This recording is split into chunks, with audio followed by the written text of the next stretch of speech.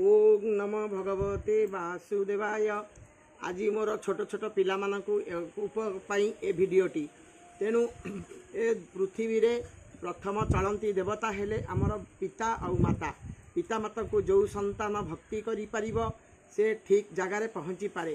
तेणु बापा होउछंती स्वर्ग ठारू बड़ आ माँ होउछंती वसुध्या ठारू आहुरी बड़। तेणु बापा तांका रक्त को पानी करी प्रत्येक मुहूर्त पिलांकर जो रोजगार करती प्रत्येक मुहूर्त पिलांकर शुभ चिंता करिथांती। तेणु पिला को भलरे रखिबाई से निजे चिरा पैंट सार्ट पिंधि पिला मानकु भल पैंट सार्ट आनिक देइथांती आ खाइबाई मध्य देइथांती। किंतु पिला माने से कथा बुझंती नाही। आउ माँ जीवन को बड़ी देई रक्त को पानी करी सबुबले पिलांक पिछारे लागि थाए।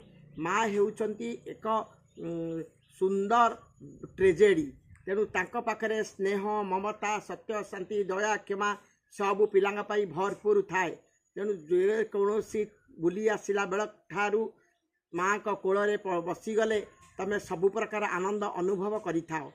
माँ तांकर निजे न खाई पिला खाइबा को देइथांती। किंतु एई पिला माने बापा माँकर मूल्य कहीं बुझंती नाही। तेणु ए पिला मानकु मोर समस्त को कहिबार कथा हैला बापा माँ का प्रति सबुबले स्नेह सहानुभूति रखिबा एवं सम्मान प्रदर्शन करिबा उचित। जय श्री जगन्नाथ।